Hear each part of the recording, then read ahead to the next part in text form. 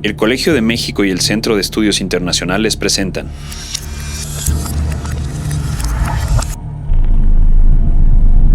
Spoilers del futuro con Fernando Nieto y Humberto Beck.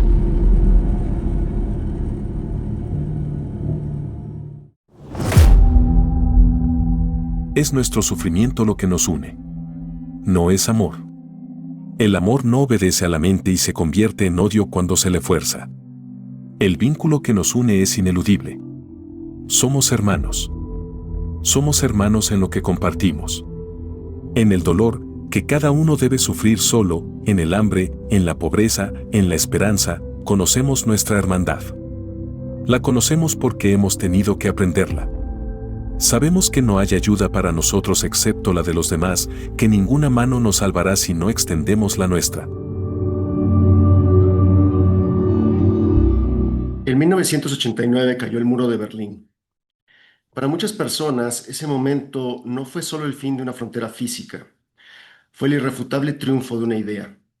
La democracia liberal, la economía de mercado, el mundo cosmopolita y globalizado habían ganado. La historia, se nos dijo, tenía dirección y el futuro estaba claro. Ignoro francamente si en aquellos años alguien usó la palabra utopía, pero bien podría haberse descrito aquel momento como tal, esa sensación de que la utopía por fin había llegado. Pero la historia tiene de ironía. Apenas 4 décadas después, vemos democracias erosionadas, nacionalismos reactivados y una creciente desconfianza hacia las instituciones liberales y globales. Aquella seguridad del fin de la historia, del there is no alternative, pues simplemente se evaporó. Y entonces surge una pregunta incómoda. ¿El problema fue haber creído en una utopía? ¿O más bien haber creído que ya la habíamos alcanzado, que estaba segura? En The Dispossessed, Los Desposeídos, de Ursula Le Guin, la luna de Anarres es una sociedad nacida de un ideal radical, un ideal de cooperación, igualdad y libertad sin un estado coercitivo. No es una distopía, funciona. La gente ama como y a quien quiere. No hay jerarquías rígidas, la vida es austera pero digna, pero sobre todo libre. Pero tampoco es perfecta. A veces hay hambre y casi siempre hay precariedad. En todo caso, lo verdaderamente sugestivo es esto. En la novela, la utopía de Anarres ha dejado de cuestionarse. El ideal se volvió costumbre, la costumbre se volvió norma, y la norma lentamente se convirtió en ortodoxia. Lo inquietante del caso es que esa ortodoxia no surge de una traición al ideal, sino de su congelamiento. En Anarres no hay dictador ni policía secreta, hay algo más sutil, una presión social contra la desviación, unas sospechas a quien pregunta si las cosas pueden hacerse de otra manera, y un desdén ante quien insiste en hacer cuestionamientos. Ahí creo aparece la ambigüedad de la utopía. Toda utopía necesita cohesión para sobrevivir, pero esa misma cohesión puede volverse intolerancia. Toda comunidad necesita acuerdos, pero esos acuerdos, si dejan de discutirse, se convierten en dogmas. La novela de Le Guin no nos dice que la utopía sea imposible, dice algo más incómodo, que la utopía es frágil, y que su fragilidad no proviene solo de amenazas o enemigos externos, sino también de su propia tendencia a cristalizarse. Creo que lo mismo ocurre con la democracia. Las democracias no se erosionan solo cuando alguien las destruye. A veces se erosionan cuando todos creen que ya están aseguradas, cuando el consenso reemplaza al debate, cuando la crítica se interpreta como deslealtad. El físico Shebeck, protagonista de la novela, encarna justamente esa tensión. Él no quiere destruir su sociedad, quiere obligarla a mirarse de nuevo. Su duda no es nihilismo, es una forma exigente de pertenecer. Tal vez esa sea la lección más poderosa. La duda no es lo contrario de la esperanza, es su condición. Las sociedades libres no sobreviven porque creen haber alcanzado el ideal, sobreviven porque aceptan que ese ideal es provisional, porque entienden que cualquier arreglo humano, por justo o feliz que parezca, necesita de revisión. Quizá el verdadero peligro no sea soñar con mundos mejores, quizás sea dejar de cuestionar el mundo que creemos haber construido correctamente. El tema entonces no es si necesitamos utopías, el tema es si estamos dispuestos a tolerar que alguien las incomode. Porque tal vez la verdadera prueba de una sociedad libre no sea su capacidad de soñar, sino su capacidad de escuchar a quien duda. nunca antes había pensado. Dijo Tyrion. En que hubiera gente sentada en una colina, allá arriba, en Urras, mirando a Anarres, hacia nosotros, y diciendo, miren, ahí está la luna. Nuestra tierra es su luna, nuestra luna es su tierra. ¿Dónde está, entonces, la verdad?, preguntó Bedap y bostezó. En la colina donde uno está sentado, respondió Tyrion. Hola Humberto, ¿cómo estás? ¿Qué tal, Fernando? Muy bien, ¿y tú? Bien, bien, pues aquí contento de que tenemos un último episodio de esta temporada. Y que vamos a cerrar con una autora espectacular. Absolutamente, y una gran novela, un clásico de la ciencia ficción. Vamos a hablar en este episodio, el último de esta primera temporada de nuestro podcast Spoilers del Futuro, de la novela Los Desposeídos, de la escritora estadounidense Ursula K. Le Guin, que yo creo que es una de las autoras más interesantes del siglo XX en general. Más allá de la ciencia ficción o no ciencia ficción, ficción especulativa, el universo creativo de las novelas de Ursula K. Le Guin es realmente tan rico, tan diverso, tan profundo, que casi podría llevar como en una disciplina en sí misma. Y Ursula K. Le Guin es una autora que nació en 1929 y murió en 2018. Parte probablemente de la profundidad y riqueza de sus tramas tiene que ver con el hecho de que sus dos padres eran antropólogos. Y eso yo creo que le dio como una perspectiva crítica acerca de la diversidad de puntos de vista, de la existencia de otros mundos, que es un tema muy importante en toda su ficción. Cómo la ficción, cómo los relatos crean mundos a través del lenguaje. Por eso la ciencia ficción de Ursula K. Le Guin es una ficción que no se centra solamente en la ciencia ficción dura, es decir, la que tiene que ver con la tecnología, con los cohetes, con los dispositivos tecnológicos, aunque todo eso también está. Todo eso también está, y de manera bastante creativa, bastante imaginativa. Pero Ursula K. Le Guin va más allá. Ella habla sobre las maneras en que estos dispositivos tecnológicos se entremezclan con la cultura, con los ritos, con el lenguaje, y cómo todo esto en conjunto moldea a las sociedades. Y entonces crea una especie de subgénero que se le podría llamar la ciencia ficción antropológica. Ursula K. Le Guin tiene muchas novelas y escribió también poesía, escribió también cuentos, escribió también ensayos. Es una autora como formidablemente prolífica, pero es conocida sobre todo por dos grandes obras maestras. Una es La mano izquierda de la oscuridad, The Left Hand of Darkness, que es muy conocida y que se ha vuelto como un entre bestseller y longseller, muy a tono con los tiempos, porque es una novela que plantea el mundo especulativo, un mundo especulativo en la que los individuos no tienen un sexo biológico fijo, sino que más bien cambian de manera aleatoria una vez al mes y se convierten en hombres o mujeres según el azar, digamos. Entonces esta es la ficción que especula cómo sería un mundo en donde no hay ni sexo biológico ni género fijos. Es algo realmente pionero esa novela en cuestionar el binarismo de género. También es conocida Ursula K. Le Guin porque tiene sagas, digamos, tiene como series de novelas, y una de las más conocidas es la saga de Terramar, de Earthsea, que pues sí puede recordar un poco a Tolkien y sus sagas del Señor de los Anillos, pero es algo más complejo porque se aleja de esta dimensión binaria que podemos encontrar que se hace en Tolkien, otros autores, de una oposición binaria entre el bien y el mal, una lucha eterna entre el bien y el mal. En las novelas de Ursula K. Le Guin hay también muy profundos conflictos internos, dramas de conciencia. Y aquí se puede notar en esta dimensión de la ficción de Ursula K. Le Guin la influencia que tuvo un psicoanalista como Carl Jung en la obra de Le Guin. Hay esta lucha que tienen los individuos con aceptar su propia sombra, que es un tema muy junguiano.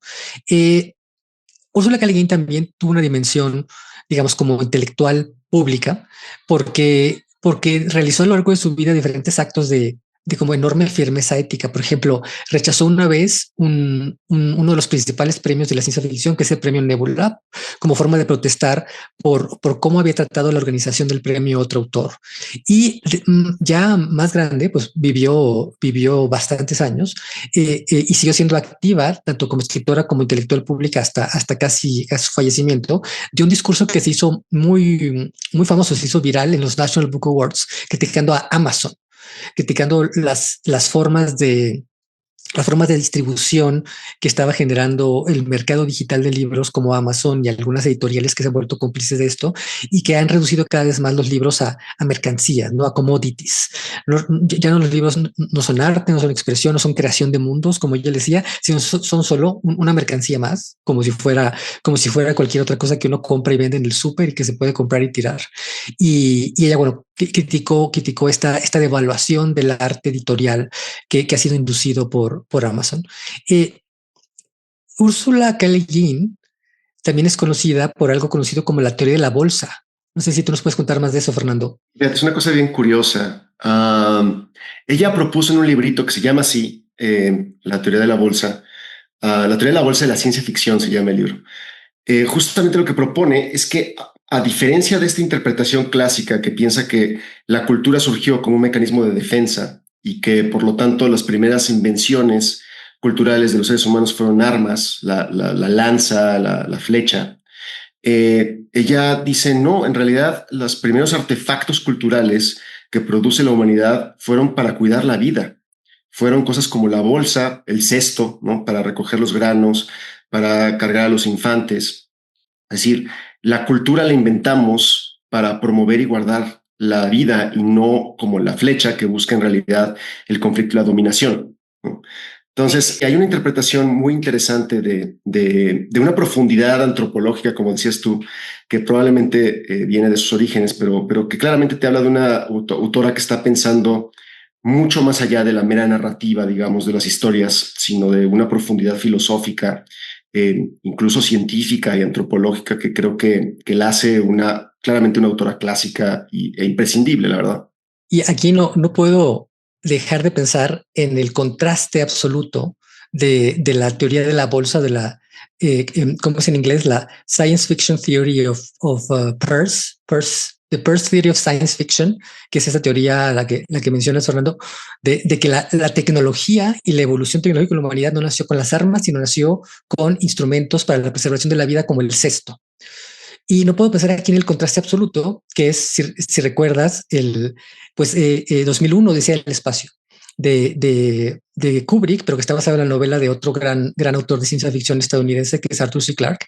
Y si recuerdan nuestros escuchas, al principio de la película aparece esta escena muy famosa porque cinematográficamente es muy prodigiosa, en la que están estos como homínidos que están matándose y a uno se le ocurre utilizar algo, creo que es como un hueso, como un arma, pues para pegarle más fuerte al otro. Y en un momento avienta el hueso y el hueso empieza a girar en el cielo y hay un corte cinematográfico en el que eso se convierte en una estación espacial. Y con que está diciendo Kubrick exactamente que hay una continuidad en la evolución tecnológica de la humanidad desde la primera arma de los homínidos hasta la estación espacial del futuro indefinido. Y Ursula K. Le Guin dice, no, es exactamente al revés. Lo que desató esa evolución tecnológica de la humanidad no es la lucha a ver cómo mato más eficientemente al enemigo o al que creo que es enemigo, sino es cómo preservo la vida de mí, de mi familia y de mi grupo. Entonces aquí ya nos pone claramente las coordenadas de que estamos en otro mundo. La perspectiva de Ursula K. Le Guin es completamente distinta a la de otros autores y no creo que no es imposible especular que tiene que ver con esa escritura mujer y con una visión antropológica. Absolutamente. Y es muy interesante porque, como decías, el tema no es la competencia, el tema no es la dominación. El tema para Ursula Le Guin es la cooperación. Y a propósito de eso, por cierto, yo creo que de ahí viene la conexión con la novela que queremos platicar el día de hoy, Los Desposeídos, que justamente, uno de los temas centrales de esa novela tiene que ver con qué pasaría si se funda una sociedad anclada justamente en la cooperación, en una sociedad anárquica que no depende de un Estado coercitivo. ¿Sí? Entonces, y esta es una gran novela, debo decir. Esta la disfruté enormemente. No solamente porque creo que además tiene una narrativa que a mí en lo particular me parece muy interesante, que es esta narrativa en la que se juega con el tiempo, lo cual tiene su chiste en esta novela en particular porque pues, es una novela que habla de física y de si el tiempo es o no lineal, si el tiempo es circular o no. Entonces me parece fascinante cómo se está narrando la historia de Shevek, que es el físico, el principal, el personaje principal de la novela. Y me interesa, digamos, cómo se va contando la historia. Entonces, digo, nada más para que todos estemos en la misma página. La trama de la novela es la siguiente en una nuez. La historia, como decía, sigue la vida de Shevek, que es este físico que nació en la luna de Anarres. Anarres es una luna que orbita alrededor de otro planeta que se llama Urrus. Y estos, digamos, son unos planetas que están en un sistema solar que ha sido colonizado por los seres humanos, ¿no? Al igual que otros planetas que existen por ahí, incluyendo, por cierto, el planeta original, que sería la Tierra, bueno, que en la novela se llama Terra. En fin, Urrus y Anarres son dos planetas distintos, no solamente en, digamos, sus características físicas y la cantidad de recursos que tienen. Urrus es un planeta como la Tierra, un planeta que tiene muchos recursos, que tiene mares, que tiene, en fin, distintos ecosistemas y demás. La luna de Anarres, en cambio, es un planeta pues que tiene pocos recursos, tiene algunos mares, pero en general pues depende más bien como de algunos pocos suelos fértiles y sobre todo de sus recursos minerales. Uh, la historia, digamos, en un principio tiene que ver con que en Urrus empieza a haber un descontento. Urrus es un planeta que se parece mucho a la Tierra. Sí, es un planeta que está dividido en distintos estados-nación, con distintos sistemas económicos y donde hay una gran desigualdad. Es decir, hay gente pues que está, digamos, en condiciones muy precarias. En esas circunstancias surge una filósofa, por cierto, que se llama Odo, que se apellida Odo, una filósofa anarquista que propone que pues, debe haber una forma distinta de organizar la sociedad. Sus seguidores, los Odonians, deciden tomar estas ideas, se rebelan y eventualmente pues son exiliados en la luna de Anarres, donde por fin pueden construir su sociedad, su utopía anarquista. Una sociedad que está, pues como el nombre lo indica, organizada no con base en un Estado centralizado, no con base en un sistema de leyes y de aparatos coercitivos, sino más bien una sociedad en la cual pues la gente es libre pues de participar, de cooperar, de hacer cosas. O sea, hay toda una discusión, digamos, en la novela muy interesante de qué es lo que las decisiones que pueden tomar, ¿no? Que si pueden dedicarse a tal cosa, que si pueden tener relaciones amorosas o sexuales con hombres, mujeres, en fin. Hay toda una discusión sobre como la parte más social de cómo se vive esa sociedad. Bueno, Shevek nace en ese mundo anarquista. Y Shevek es un físico brillante que descubre una teoría, la teoría de la simultaneidad. Y esta teoría es importante porque viene a revolucionar a la física. Es una teoría que permitiría la comunicación instantánea entre los mundos. Sí, es una cosa, digamos, que permite algo así como doblar el espacio-tiempo de tal manera que, pues nada, digamos que se puede, una persona en la Tierra se podría comunicar de manera inmediata con una persona en Arres, y esto pues tiene implicaciones muy importantes. Sin embargo, Shevek es un tipo que está, digamos, a pesar de que él es un anarquista y que vive en esta sociedad, él empieza a mostrarse descontento. ¿Sí?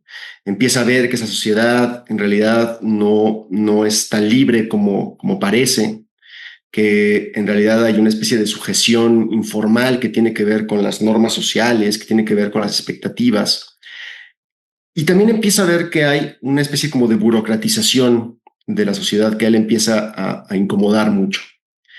Frente a eso, él decide escapar de la luna de Anarres y se va al planeta de Urrus, un poco la esperanza de que allí es donde él finalmente puede desarrollar su teoría física y con eso, digamos, pues nada, avanzar la ciencia, ¿no? Y hacer su contribución. Pronto descubre que Urrus es un planeta con el cual él tiene problemas. Sí, no es una sociedad, particularmente en el país en el que él aterriza literalmente Aiello. Es un país que pues, sería una especie como de cosa similar a los Estados Unidos, ¿no? Porque hay un poco de similitudes aquí, ¿no? Hay países que... Sí, el planeta al parecer está viviendo como una especie de guerra fría. Exacto, entre este país Aiello y el país de Zhou, que es... Que uno es como una especie de Estados Unidos, una especie como de Unión Soviética, ¿no? exactamente, ¿no? Entonces, bueno, él llega a lo que sería Estados Unidos, que es este país de Aiello, y pues él lo reciben en un principio en una universidad con muchos lujos y con tiene un sirviente, en fin, una cosa que le debe parecer a él pues muy extraña porque él viene de un país, de un planeta donde estas cosas no existen. Y poco a poco se empieza a dar cuenta de que en realidad, a pesar de que este planeta de Urrus tiene muchos más recursos, tiene muchas más lujos y posesiones, ¿sí? En última instancia, es un planeta muy poco libre. Es un planeta en el cual las posesiones han pasado a poseer a las personas. Y él pues de nuevo empieza a encontrarse muy incómodo ante esa situación, se da cuenta de que en realidad solamente lo están utilizando y que en realidad lo único que quieren es su teoría porque eso le permitiría tener a este país una ventaja militar frente a otros países. Al final, ya para no hacer el cuento largo, él decide que no quiere participar en eso. Él publica en un acto de rebelión, publica su teoría a toda la humanidad, es decir, no solamente a los dos planetas de Urrus y Anarres, sino a todos los planetas donde hay seres humanos. Y en última instancia, él decide regresar a su luna de Anarres, regresar a su utopía anarquista, un poco para probar suerte y ver qué pasa después de todo este viaje. En fin, una novela que creo que es muy interesante, una novela que tiene mucha tela de donde cortar, y donde creo que el tema político es no solamente muy explícito, Es central. no solamente central, sino que más creo que es muy explícito. Y bueno, pues nada, creo que hay varios temas que creo que sí hablan directamente ante nuestra realidad política y que creo que valdría la pena comentar con cierto detalle. Y quizás el más importante de todos, que es el que que tocaste en el despacho inicial, Fernando, es la ambigüedad de los sistemas políticos. Sin duda, Ursula K. Le Guin tiene una simpatía anarquista y su corazón late del lado anarquista, pero no deja de aceptar que incluso la realización de la utopía nunca estará exenta de contradicciones y de ambigüedades. Exacto. Fíjate que además tú me comentaste, ¿no? Que el subtítulo de la novela, que después por alguna razón se lo quitaron, al menos en la edición en español, era justamente ese, ¿no? Los desposeídos, una utopía ambigua. Exactamente, una utopía ambigua. Ella es realmente fascinante su capacidad de crear mundos mediante el lenguaje, pero que son mundos críticos. Ella que no se queda en el estadio primero de la creación de mundos mediante la ficción, que sería, por ejemplo, como la utopía de Tomás Moro, creas un mundo en el lenguaje, que es un mundo ideal, que es un mundo perfecto, que sirve como contraste de la realidad, como crítica de la realidad, sino que en sí misma la ficción que ella crea es autocrítica y está consciente de que si bien los valores que defienden ese mundo ideal, como sería esta sociedad como autogestionada que se desarrolla en la luna de Anarres, es moralmente más deseable que el mundo capitalista, patriarcal, jerárquico, guerrero del planeta de Urres, eh, eh, tiene también sus problemas y que si se congela, pues puede crear dinámicas que no son necesariamente tan positivas y que si bien no desmienten la utopía de manera categórica, sí son una invitación a nunca dejar de pensar. Absolutamente. Y creo que parte de lo que hace que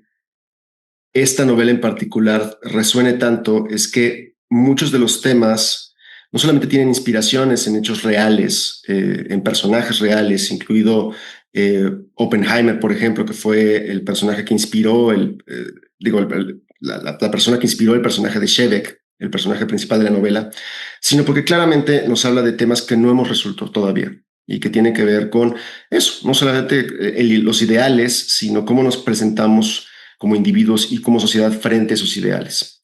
Entonces te propongo que platiquemos de eso un poquito en lo que resta del episodio, a propósito de los desposeídos.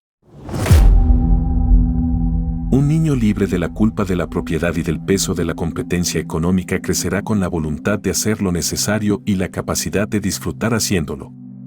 Es el trabajo inútil el que oscurece el corazón.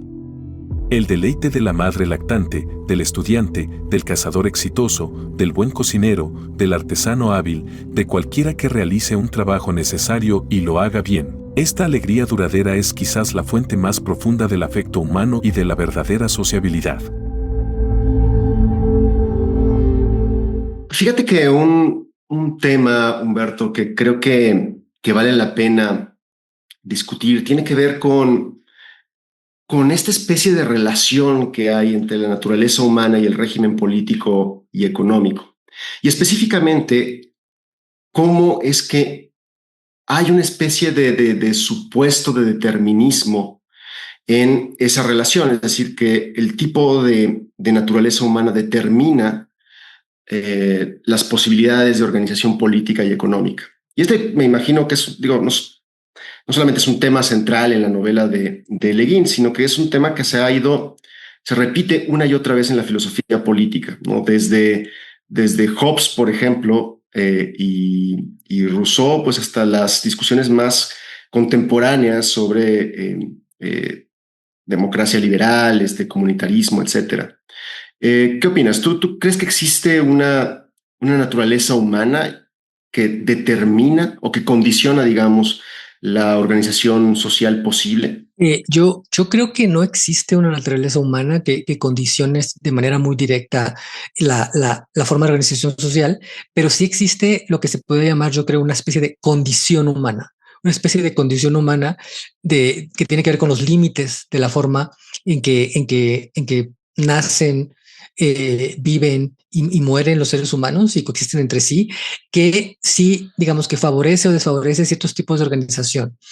Y lo que me parece muy llamativo de la novela de Ursula K. Le Guin de Los Desposeídos es que si bien es una novela, es una obra de ficción, es bien fácil incluirla en una genealogía de especulaciones sobre cuáles son los límites y alcances de esta condición humana y cómo se expresan en términos de la organización social y política.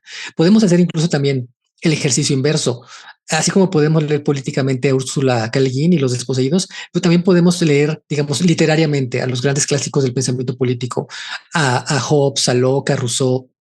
Todos ellos, si bien eran autores filosóficos de no ficción, digámoslo, pues todos ellos ofrecen como parte de su argumentación filosófica ficciones especulativas. Por ejemplo, esta idea del estado de naturaleza. ¿Cómo se imaginan estos autores, que los más típicos, Hobbes, Locke, Rousseau, cómo se imaginan que sería el mundo o cómo era el mundo previo a la formación del Estado? Y cómo fue el paso del mundo preestatal al mundo estatal.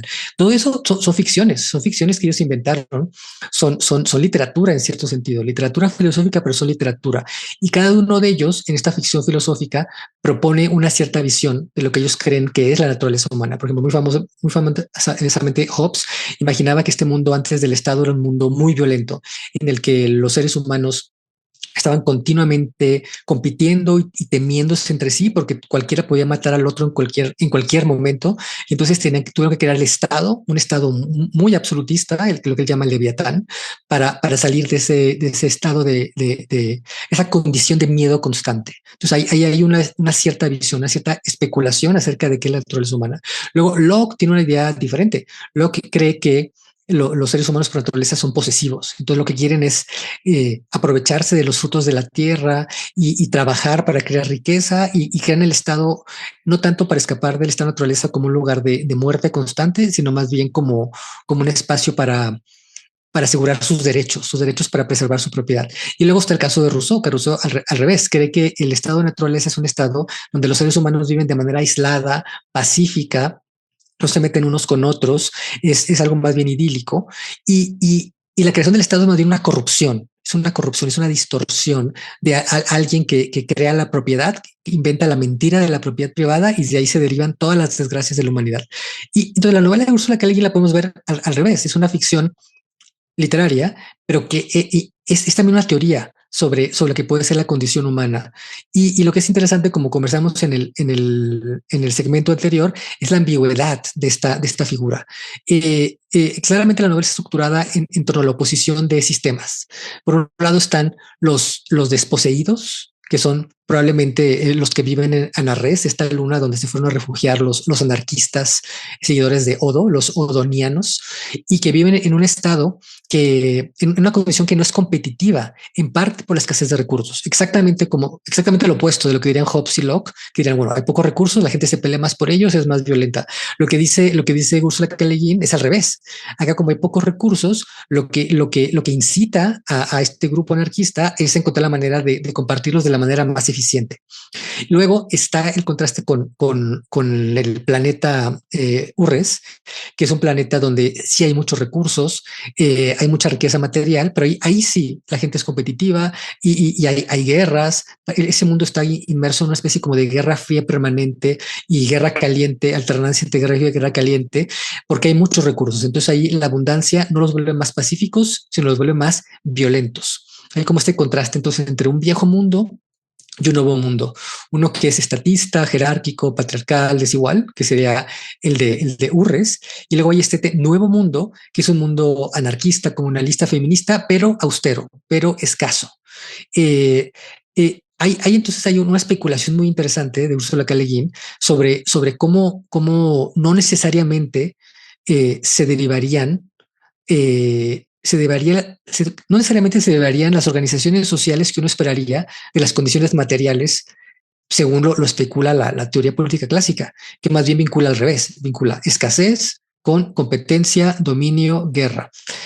Ursula K. Le Guin lo pone justo a la inversa. Dice, no, escasez, sí, si una comunidad de humanos lo desea porque tiene ideales anarquistas, como es el caso de los odonianos que viven en Anarres, la escasez no tiene por qué llevar a la guerra, puede llevar a la cooperación. Y esto se vuelve muy, muy, muy importante en el mundo contemporáneo, porque, bueno, el mundo en el que el mundo que se está acabando ahora, que es el mundo de la posguerra, era un mundo donde hubo relativamente menos guerra internacional, en parte porque era un mundo donde hubo más abundancia material, porque hubo sistemas productivos, industriales que producían muchas cosas, muchas mercancías, y eso fue un factor que proveía de crecimiento económico, que creaba empleo. Entonces había menos conflictos, sobre todo en el caso de Europa, que era una parte del mundo que siempre se peleó por siglos y que estuvo sin guerra durante 70 años después de la Segunda Guerra Mundial. Ahora, es probable que estamos entrando en una época de escasez. Es probable que estamos entrando en una época de menos crecimiento, de menos empleo, de escasez de recursos, de escasez de energía. Y la perspectiva de mucha gente es que, bueno, va a ser un mundo de guerra, porque todo el mundo se va a pelear por lo poco que hay. Y lo que nos dice Ursula K. Le Guin es que no necesariamente. Depende no hay una determinación lineal que nos condicione a ser violentos por la escasez. Depende de la estructura sociopolítica, la ideología, la percepción del mundo que se escoja tener respecto a esa realidad material. Sí, fíjate qué interesante que en efecto hay un rechazo de este determinismo, es decir, lo que sea que seamos como seres humanos no implica necesariamente que tengamos que producir una u otro tipo de sociedad política, sino que más bien esto es contingente, por un lado, a las condiciones en las cuales tenemos que operar y por el otro lado, a qué decisiones toman los individuos en ese contexto. Y por lo tanto está esta discusión de si la utopía, la discusión no es si la utopía es o no alcanzable, sino si la utopía es o no sostenible. Es un poco la discusión. Y fíjate que toda esta discusión me recordó a un ejemplo de historia real, por cierto, que tiene que ver con cómo es que se formaron comunidades prodemocráticas en la Alta Edad Media en Holanda. Holanda, como tú sabes, es un país que se creó básicamente en un pantano. Y había una serie de islotes artificiales que se llaman polders en holandés, que tienen la característica de que sobreviven solamente si los diques que están rodeando a ese islote artificial pues se mantienen. El asunto es que pues esos islotes a veces tienen 2 o 3 pueblitos. Es decir, las condiciones físicas en las cuales tienen que operar esos pueblitos los obligan a cooperar entre ellos. Si se podían pelear entre ellos, ¿no? Pero si se pelean, pues hay quien va a decidir, pues yo por qué tengo que participar en la procuración de estos diques. Pues claro, lo que pasa es que esas condiciones, en lugar de generar, digamos, creo que conduzcan a la competencia entre estas personas, lo que terminan haciendo es generando condiciones para la democracia y para la cooperación, ¿no? Entonces, de nuevo, hay un ejemplo histórico, por cierto, de cómo las condiciones de escasez y las limitaciones, en este caso geográficas, no necesariamente llevan a la competencia y a la dominación de unos contra otros, sino a un sistema distinto, un sistema cooperativo, ¿no? Ahí creo que ese es un tema, bueno, evidentemente es un tema central para la novela de Le Guin, pero creo que también usarla, este último comentario que tú hiciste me parece fundamental, de cómo podemos reimaginar un mundo en estas nuevas condiciones. Ahora, ciertamente creo que también está la amenaza de que esa utopía más pacífica, más cooperativa, en realidad pues sea una ilusión, y que en realidad lo que estamos es en la antesala de un nuevo sistema de mayor violencia y de mayor dominación.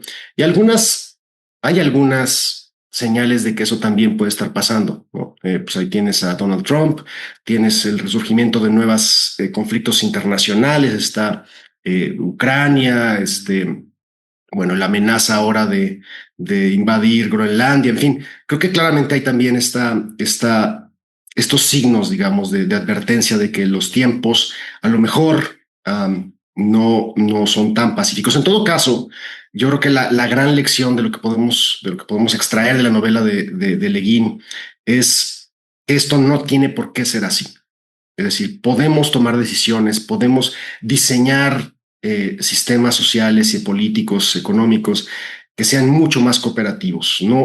Aquí sí, para que veas algo así como rechazar la hipótesis de que el origen es destino, ¿no?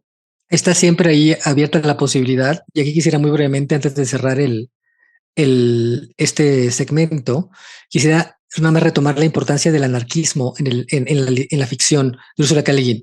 El anarquismo es un poco como el pariente pobre del socialismo marxista, de manera metafórica y literal, porque es una ideología muy importante en la historia de las ideas políticas, pero que ha sido opacada, si no es que borrada por el enorme éxito histórico que ha tenido el socialismo, sobre todo el marxista y el comunista. Pero hay otras tradiciones socialistas, hay otras tradiciones del pensamiento revolucionario, y el anarquismo pertenece a ellas, a la misma tiempo que es muy ambiguo, porque el anarquismo tiene muchos puntos en contacto con cierto conservadurismo, incluso por su valor por cómo valora la tradición, por cómo valora la organización comunitaria, la producción artesanal. Entonces es una ideología un poco rara. Pero quiero que uno en parte la lucidez de Ursula K. Le Guin está en que la utopía que ella propone no es una utopía marxista socialista, es una utopía anarquista, que claro, tiene sus dobleces, tiene sus ambigüedades, pero que está basada en principios que son distintos a los que nosotros asociamos con la utopía, que son los del marxismo, que es una utopía al final de cuentas estatista, como la Unión Soviética. Y yo creo que ese recurso al anarquismo como fuente de estímulo, de imaginación histórica, de imaginación sociológica, es una de las claves para entender esta inspiración de la novela de K. Le Guin, para darnos cuenta de que, como dices, Fernando, el origen no tiene por qué ser destino. Estos estudiantes estaban magníficamente formados. Su sociedad los mantenía en completa libertad, sin necesidades, distracciones ni preocupaciones. Sin embargo, que podían hacer libremente era otra cuestión. A Sebeck le parecía que su libertad de obligaciones era proporcional a su falta de iniciativa. Yo creo, Fernando, que otro de los temas que tenemos que resaltar sobre la relevancia de esta novela para pensar el presente es el tema de la universalidad o no del conocimiento científico y tecnológico. El protagonista de la novela, Shevek, es este científico que está preocupado de que su invento, que es este invento para este desarrollo matemático que puede potencialmente utilizarse para desarrollar un tipo de tecnología que va a permitir una comunicación instantánea entre planetas, entre galaxias. A él le preocupa que su invento sea utilizado en términos militares y estratégicos. Él fue formado como anarquista, él fue formado como pacifista.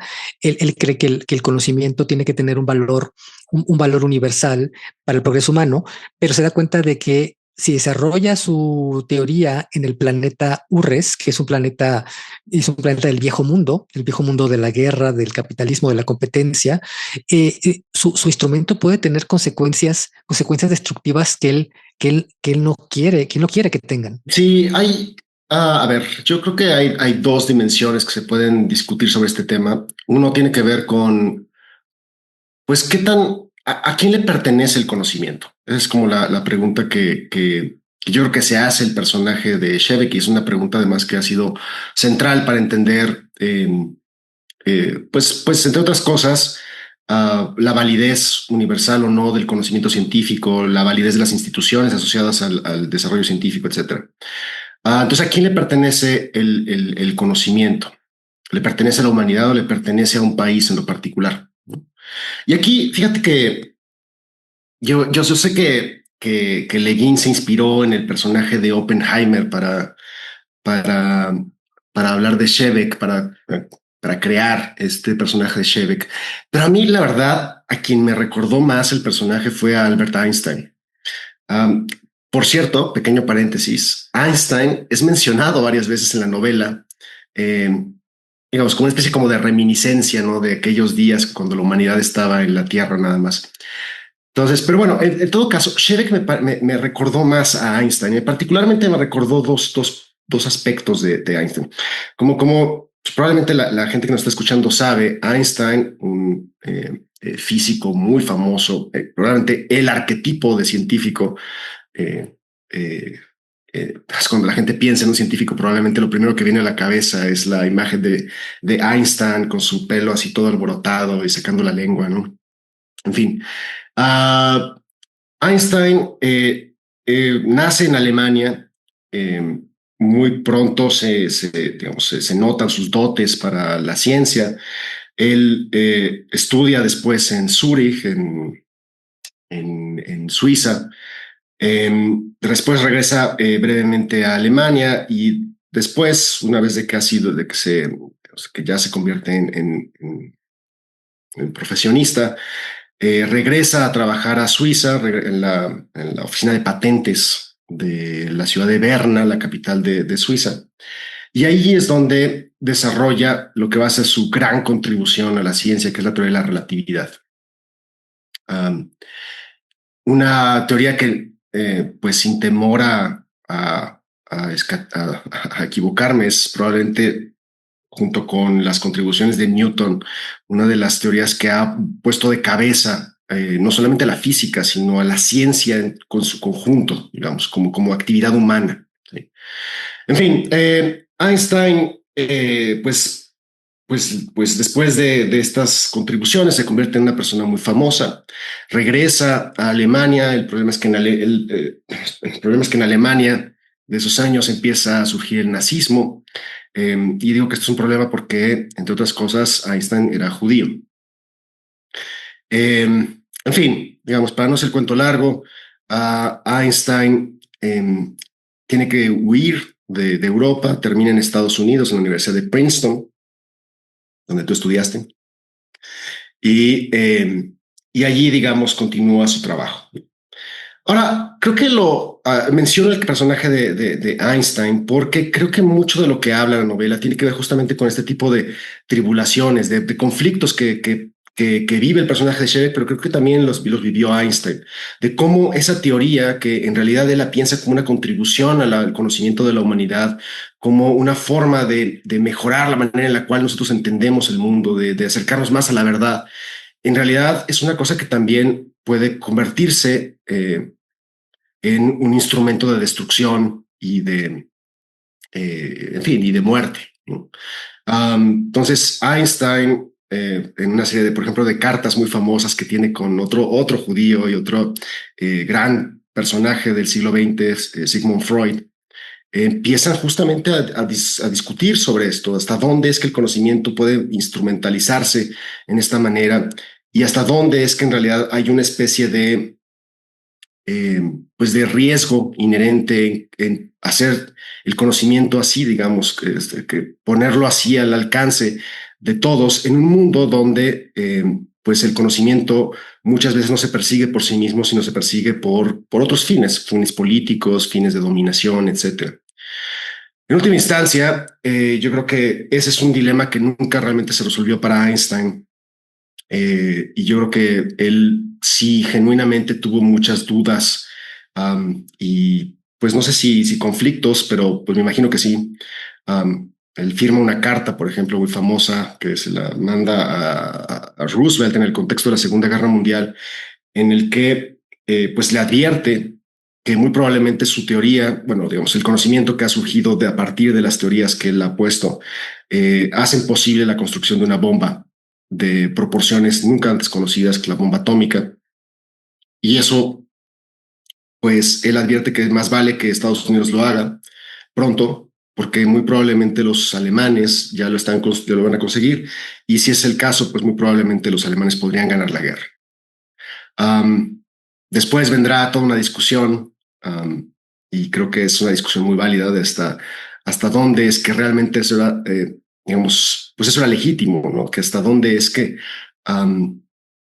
pues se valía construir una bomba de ese tamaño y cuáles eran las implicaciones de ese movimiento. En fin, de nuevo, creo que todo esto nos habla de esa primera cuestión de pues a quién le pertenece el conocimiento y si es legítimo utilizarlo para destruir a otros, ¿no? Y quizá, digamos, sin necesidad de irnos como a estos ejemplos quizá más históricos, es una tensión que seguimos experimentando el día de hoy. Piensa, por ejemplo, en la discusión sobre los nuevos desarrollos en inteligencia artificial. ¿A quién le pertenecen? ¿Le pertenecen a los estados? ¿Le pertenecen a las compañías que están desarrollando estos algoritmos? Um, es, es realmente estamos ante un conocimiento del cual todos nos estamos beneficiando o simplemente estamos ante una nueva forma deja de ponerlo así, de una bomba nuclear que está beneficiando a unos a costa de otros. Y por lo tanto, yo creo que aquí hay una segunda pregunta que podemos plantearnos y es, ¿cuál es la relación entre ciencia, conocimiento y soberanía? Puede haber una cosa así como se llamó, por ejemplo, en México el sexenio pasado, una especie de soberanía científica. ¿Existe tal cosa o estamos ante una contradicción de términos? ¿Qué implica? ¿Cómo lo que vemos en la novela es una dramatización, una significación de pues, este conflicto del mundo moderno entre el principio o el valor de la universalidad del conocimiento, pero cómo choca esa universalidad con principios que por definición son excluyentes, como la soberanía nacional, como las luchas ideológicas o geopolíticas, o podemos, como mencionabas hace rato en relación con la inteligencia artificial, extrapolándolo al presente, con la propiedad privada de las grandes corporaciones.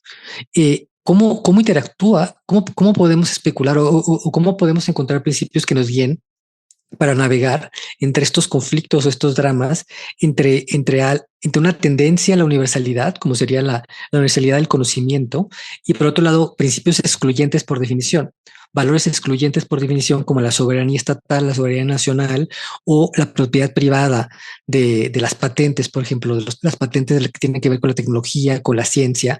Y pues un poco la historia del mundo moderno es la historia de la historia de esos conflictos. En la Guerra Fría era muy claramente el conflicto entre la soberanía estatal y los intereses geopolíticos de los diferentes bloques. Pero ahora tenemos esta nueva capa, que es la capa de las compañías privadas, que tienen su propia lógica, que a veces parece que se quiere alinear con un principio. No sé si recuerdas que al principio Google, antes de convertirse en Alphabet, tenía este moto, como eslogan, que es Don't be evil, como no seas malo, que ahí eso ya sonaba muy sospechoso desde el principio. Si una compañía tiene como eslogan no seas malo, es que probablemente es malo y es tan ingenuo o tan perverso o que lo dice explícitamente de manera negativa. Y bueno, eso ya lo dejó atrás eso, pero es que tiene que ver con este potencial para la creación de enormes cantidades de daño y de sufrimiento que tienen los desarrollos tecnológicos, que siempre estuvieron ahí y ahora se volvieron evidentes. Como ahora ya no está, ya no. Ahora el tema es Palantir, que ya lo hemos tocado en episodios anteriores, que es una compañía que explícitamente quiere alinearse a los intereses geopolíticos de Estados Unidos y que explícitamente actúa, por ejemplo, para la persecución digital de palestinos en Gaza, para las masacres, o que explícitamente participa en la persecución de migrantes en Estados Unidos para ICE. Y que explícitamente quiere ser un arma de destrucción en función de los intereses geopolíticos de Estados Unidos. ¿Cuál es el principio que debe prevalecer entre todos esta maraña? Sí, o sea, creo que hay un cuestionamiento directo a esta, un poco para regresarnos al tema de la utopía, ¿no? Un poco creo que hay un cuestionamiento directo a esta pues esta idea de que la tecnología y el conocimiento siempre son instrumentos de emancipación, cuando en realidad un poco lo que estamos planteando es que muchas veces el conocimiento, la tecnología en particular, pueden convertirse en instrumentos de opresión, en instrumentos de explotación, etcétera. Eso por un lado, pero por el otro, y de nuevo, todo esto en relación con un contexto político y económico específico, ¿no? Pero yo creo que un poco la reflexión que podríamos hacer, de nuevo, pensando en los temas de la novela, es cómo frente a eso, es decir, frente a las realidades de un conocimiento que pues sí tiene potencial de hacer muchas cosas muy buenas, muy benéficas, pero también tiene el potencial de destrucción y demás. Ante eso, es importante que las personas y las sociedades tengan una posición crítica, una posición, digamos, más, pues sí, o sea, digamos, menos sujeta, digamos, a esta especie de esperanza acrítica frente a las bondades de la tecnología, y una cosa mucho más pensada, mucho más que dialogue, digamos, con cuáles son los riesgos asociados con tener estas tecnologías, sobre todo en contextos donde los estados están en competencia, donde hay compañías que quieren extraer rentas, etcétera. Frente a eso, creo que la parte de lo que podríamos pensar como una cosa importante es cómo protegemos a las instituciones que justamente hacen que la ciencia, si bien está atravesada por todo tipo de lógicas políticas, económicas, etcétera, siga creando, siga sirviendo a ese propósito de acercarnos más a la verdad, de verificar el conocimiento, etcétera. Por eso fíjate que a mí ese concepto de la soberanía científica que mencionaba hace un momento me chirrea tanto, porque justamente lo que hace es sujetar a un conocimiento que está pensado para otra cosa, a una lógica justamente de explotación, en este caso, explotación, pues digamos, territorial, ¿no? Y por lo tanto creo que confunde, por un lado, la especie de capacidad tecnológica que tiene que ver con cómo se produce, cómo se financia, cómo se regula la investigación, con las características epistémicas de la ciencia, que por definición tienen que ver con, pues nada, con una cosa mucho más universal, con una cosa que no está sujeta a las prioridades y especificidades de un territorio o de un gobierno, ¿no? Y por eso ese tipo de expresiones me parecen muy peligrosas, tan peligrosas, por cierto, como esto que tú mencionabas de las compañías apropiándose del conocimiento, porque de nuevo nos hablan de, de un riesgo de apropiación del conocimiento que muy probablemente lleva más a destrucción que a otra cosa. No puedes aplastar las ideas suprimiéndolas.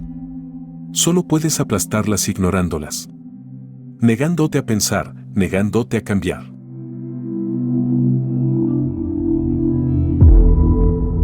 Creo que varias cosas de las que hemos hablado, Humberto, llevan de una u otra manera a subrayar el valor de la crítica y del disenso. Creo que este es un tema toral de la novela que estamos comentando, pero también es un tema que atraviesa ciertamente la discusión sobre la relación entre naturaleza humana y los sistemas políticos que nos damos, o esto que decíamos hace un momento sobre la ciencia y su utilización o no, y la existencia de una ciencia soberana y todas estas cosas. Creo que hay amerita una discusión, una reflexión sobre la apertura al disenso y cómo el disenso es en realidad una especie de activo no solamente de la ciencia, por ejemplo, sino también de la democracia. Y esto, digamos, me recuerda mucho al tema de la sociedad abierta que pone de frente este filósofo de la ciencia, Karl Popper. ¿Por qué no nos platicas un poquito más sobre la sociedad abierta? Sí, yo también creo, Fernando, que como para entender las implicaciones de la utopía ambigua que nos presenta Ursula K. Le Guin, vale mucho la pena retomar a un pensador como Karl Popper. Karl Popper era un filósofo austriaco del siglo XX que se volvió muy importante, sobre todo en las décadas de la crítica del comunismo y después del comunismo, porque se puso muy en boga el concepto que él defendía, que era el concepto de sociedad abierta. Una sociedad abierta es una sociedad que no precisamente es lo opuesto de una sociedad totalitaria, es una sociedad que está abierta a la pluralidad, al disenso, a la crítica. Ahora, es cierto que la versión de Karl Popper que circuló mucho en las décadas recientes es una versión, yo siento que un poco ideologizada y muy instrumentalizada a favor de la defensa de una versión más o menos estrecha de la democracia liberal, una versión tecnocrática de la democracia liberal. Pero yo creo que podemos leer a Popper contra el propio Popper y, porque el propio Popper sí es cierto que era digamos, quizás era como demasiado favorable a esta versión fija y paradójicamente cerrada de la democracia liberal tecnocrática, pero que podemos leer a Popper en contra de Popper para rescatar sobre todo esta dimensión crítica de su pensamiento. Esta idea de que incluso en una sociedad liberal, incluso en una sociedad democrática, siempre hay espacio para criticar, para el disenso y para imaginar cosas nuevas. Y en parte lo que estamos viendo ahora, que es ese desvanecimiento o ese desmoronamiento del mundo de la posguerra y del mundo, sobre todo el mundo de la posguerra fría, que fue el que se creó cuando acabó la Unión Soviética, en parte se debe al triunfalismo de la democracia liberal. Una democracia liberal que pensaba que ya ella misma, en su versión tecnocrática y neoliberal, era la sociedad abierta y que nunca se paró a cuestionarse a sí misma y a pensar que probablemente había otras maneras de pensar las cosas, había otras formas de imaginar la convivencia social. Y lo que estamos viendo ahora con el renacimiento de la xenofobia, el nacionalismo, los populismos autoritarios, el regreso de la guerra, yo creo que tiene que ver mucho con ese cierre, esa autocomplacencia de la sociedad liberal a cuestionarse a sí misma. Y yo creo que este es el valor que yo quiero rescatar de Karl Popper. La idea de que hay un valor en la apertura social y que la apertura social nunca tiene punto de llegada. La apertura social, la crítica al disenso, la pluralidad, la imaginación crítica, nunca pueden llegar a una culminación. Nunca pueden llegar a un fin de la historia en el sentido de Fukuyama, de que ya llegamos a un modelo fijo y que ya básicamente el resto de la vida se va a tratar de administrar las implicaciones de ese modelo fijo al que ya llegamos. Y eso es lo que se me hace tan valioso de Ursula K. Le Guin, que Ursula K. Le Guin nos propone una fórmula que yo creo que es la fórmula en términos éticos más productiva, más crítica, más rica, que es esta mezcla de que no puede haber utopía sin apertura social, sin crítica, sin disenso. Y que a su vez no puede haber crítica social y no puede haber apertura social si no hay también algún tipo de horizonte utópico que oriente. que oriente la acción, que oriente la organización social. Pero tienen que estar las dos juntas, porque una sin la otra siempre lleva algún tipo de anquilosamiento, siempre lleva algún tipo de opresión. La utopía sin crítica, sin disenso, lleva al totalitarismo, pero también la apertura, el pluralismo, sin algún tipo de utopía que la guíe, que le dé profundidad, pues lleva a este mundo tecnocrático neoliberal, excluyente, que es el mundo que ahora se está desmoronando en buena parte por su propia capacidad de pensarse a sí mismo. Popper, yo creo que es un pensador muy interesante. Para, para muchas personas yo creo que es una figura muy ideologizada porque, digamos, hay un bando que lo idealiza como una especie de profeta del liberalismo y otro bando que lo sataniza por lo mismo, como profeta del neoliberalismo. Y yo creo que es cierto que históricamente hay algo de eso, pero hay en el propio Popper ideas para leerlo más allá de eso. Por ejemplo, su idea de la ciencia, de cómo la ciencia, lo que la mantiene viva y lo que la vuelve realmente científica es esta autocrítica constante. Esta idea de que lo científico, por ejemplo, es este principio de Popper de la falsabilidad, lo que vuelve científico a una idea no es tanto que haya sido probada, sino que la propia propuesta incluya cuáles son las condiciones para contradecirla. Eso es lo científico. Lo científico es cuando una teoría científica propone cuáles son las condiciones en que ella misma podría ser cuestionada, no la que se asume como la verdad absoluta. Y lo mismo en la política y en la sociedad. Los modelos sociales son, digamos, los éticamente más democráticos, liberales, abiertos, cuando crean las condiciones para su propia autocorrección. Y que muchos de los problemas que estamos viviendo tienen que ver, como mencionaba hace rato, en que mucha gente pensó que una vez caído el comunismo, el modelo democrático liberal prevaleciente en Estados Unidos y en Europa Occidental era básicamente tan perfecto, tan completo, tan culminante, que ya no necesitaba realmente activar esos mecanismos del disenso.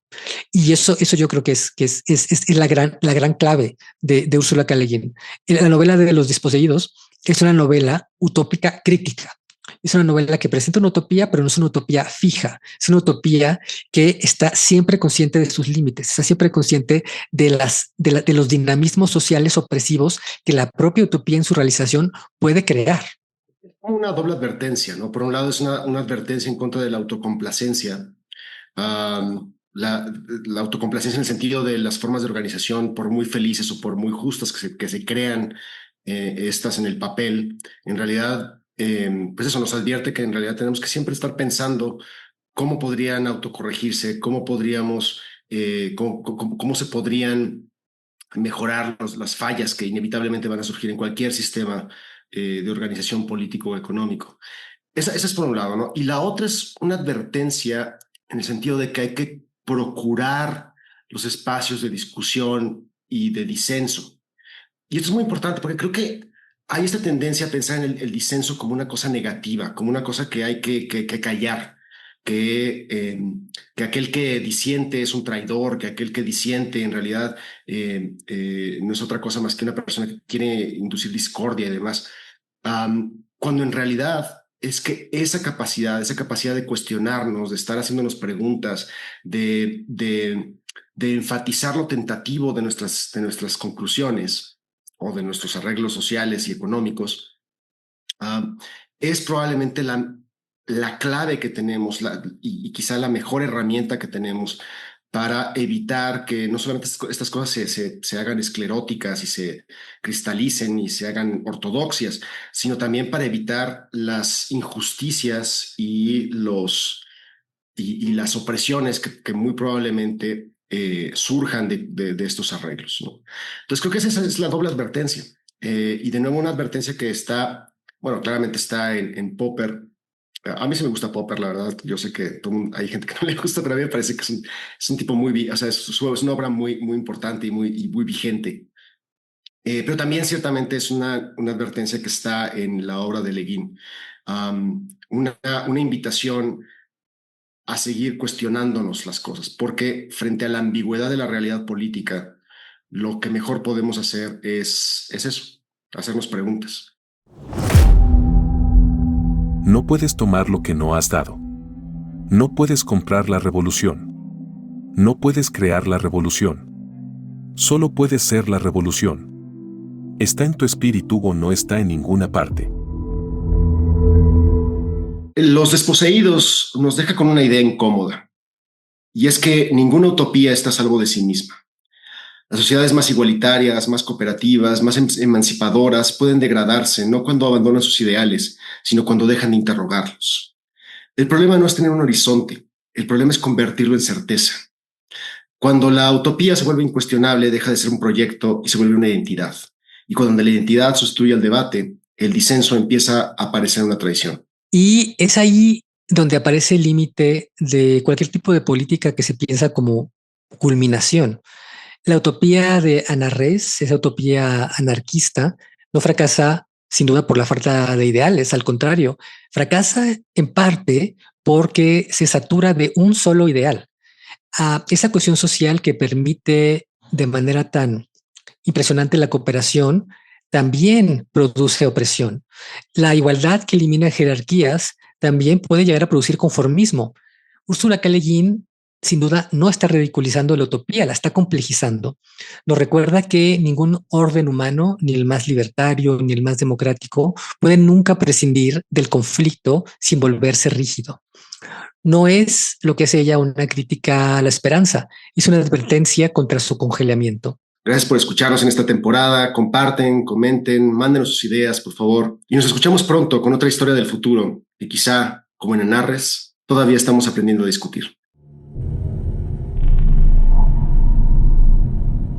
Esto fue una producción de la Coordinación de Educación Digital del Colegio de México.